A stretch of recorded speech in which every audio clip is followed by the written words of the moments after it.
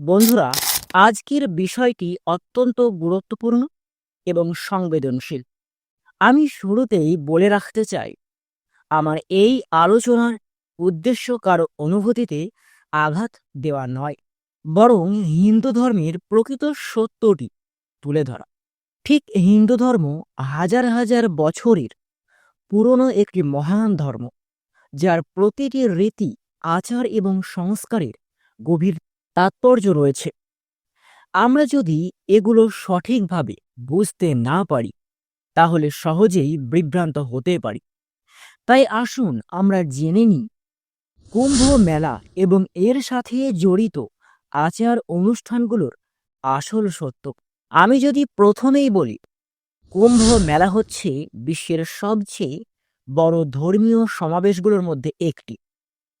ঠিক কুম্ভ মেলা এটি প্রতি 12 বছরে একবার গঙ্গা, যমুনা এবং পৌরাণিক সরস্বতী নদীর সঙ্গমশহলে অনুষ্ঠিত হয়। ঠিক এই মেলায় লক্ষ লক্ষ ধর্মপ্রাণ মানুষ, সাধু, সন্ন্যাসী এবং তীর্থযাত্রী আসেন। এই মেলা বিশ্বাস করা হয় যে এই মেলায় স্নান করলে পাপ মুছে যায়, আত্মা শুদ্ধ হয় এবং মোক্ষ লাভ করা সম্ভব হয়। এটি শুধুমাত্র এক স্থানীয় উৎসব নয়, বরং এটি একটি হিন্দু ধর্মের আধ্যাত্মিক শক্তির এক বিশেষ প্রতিফলন। এবার আপনাদের মনে প্রশ্ন জাগতে পারে, কুম্ভ মেলায় কিছু সাধু কেন সম্পূর্ণ উলঙ্গ নগ্ন থাকেন? কেন শরীর উলঙ্গ করে? এটি কি সত্যিই ধর্মের অংশ, নাকি এটি অন্য কোনো কারণে প্রচলিত? নাকি এই উলঙ্গ হয়ে গোসল করা এটি হিন্দুদের পবিত্র বেদের ভিতরে কোথাও আছে?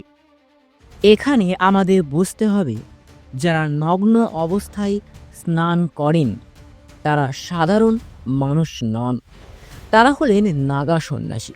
নাগা সন্ন্যাসীরা এক বিশেষ ধরনের সাধু, যারা ঠিক সংসার ত্যাগ করে মোহ, মায়া, সম্পদ, ভোগবিলাস সব কিছু ছেড়ে একেবারে ঈশ্বরের ধ্যানে নিমগ্ন থাকে। তাদের নগ্নতা কোনো লজ্জার বিষয় নয়, এটি একটি বৈরাগীর প্রতীক। তারা মনে করেন মানুষের প্রকৃত পরিচয় তার দেহ নয়, বরং তার আত্মা। তাই তারা শরীরের জন্য কোনো লজ্জা অনুভব করেন না, কারণ তারা আত্মার মুক্তির পথ অনুসরণ করেন।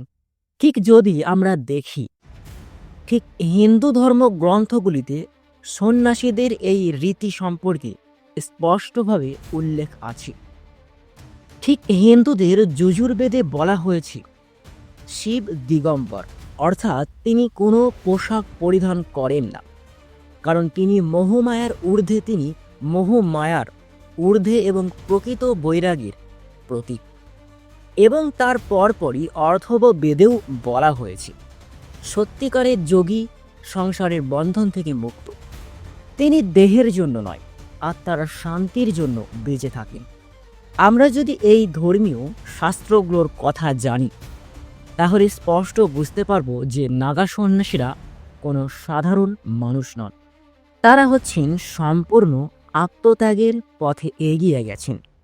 ঠিক শাহী স্নান কেবলমাত্র একটি আচার নয়, এটি একটি গভীর আত্মাধিক অনুশীলন। এটি আত্মশুদ্ধির প্রতীক, যা বেদ এবং উপনিষদে স্পষ্টভাবে উল্লেখ করা হয়েছে।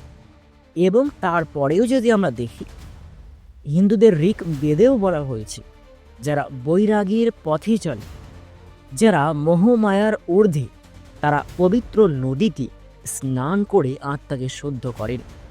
এবং যজুর্বেদেও উল্লেখ আছে আরেক জায়গাতে, পবিত্র নদীতে স্নান করা মানে আত্মার শুদ্ধি, যা মোক্ষ লাভের জন্য অত্যন্ত গুরুত্বপূর্ণ। কিন্তু আজকের দিনে কিছু মানুষ না বুঝে, না জেনে, কেবল বাহিক্যভাবেই দেখেই মন্তব্য করেন। ঠিক কিছু মিডিয়া, বাংলাদেশ, ভারত এবং অন্য দেশের মিডিয়াগুলো, সামাজিক মাধ্যম এই ঘটনাকে ভুলভাবে উপস্থাপনা করে, যার ফলে মানুষের মনের ভিতরে বিভ্রান্তি সৃষ্টি হয়। ঠিক তারা শাহী স্নানের গভীরতা বোঝার চেষ্টা না করে, এটিকে কেবল বাহিক্যভাবে দেখে, সমালোচনা করেন।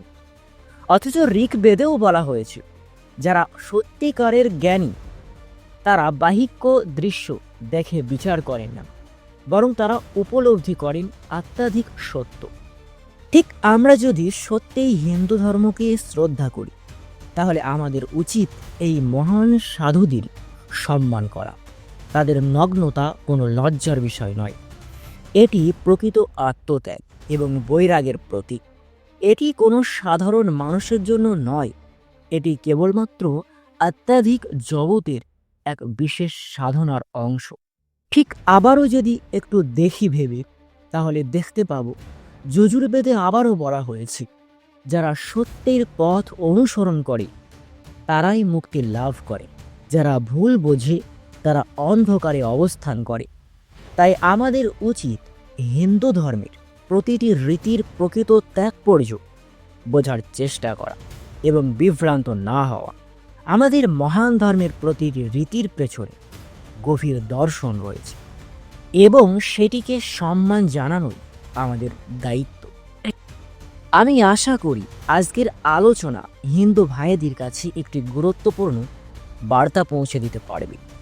যদি আমরা সবাই সঠিকভাবে ধর্মের মর্ম বুঝি, তাহলে আমরা হিন্দু ধর্মের প্রকৃত শিক্ষা গ্রহণ করতে পারব এবং বিভ্রান্তির শিকার হব না। তাই আসুন আমরা সবাই হিন্দু ধর্মের প্রকৃত সত্যকে জানি, শাস্ত্রের আলোকে বিচার করি এবং নিজেদের ধর্মকে আরও ভালোভাবে উপলব্ধি করার চেষ্টা করি। বন্ধুরা, এই ভিডিওতে যেটা সত্য আমি যতটুকু পেরেছি উপস্থাপনা করার চেষ্টা করেছি। আমি যেমন মুসলিম ধর্মকে শ্রদ্ধা করি, তেমনি হিন্দু ধর্মকেও আমি শ্রদ্ধা করি এবং আদার্স যতগুলি ধর্ম আছে পৃথিবীতে, আমি সব ধর্মকেই জান দিয়ে শ্রদ্ধা করি। আজকের ভিডিওটি এখানেই শেষ করছি। সকলে ভালো থাকুন, সুস্থ থাকুন, টেক কেয়ার।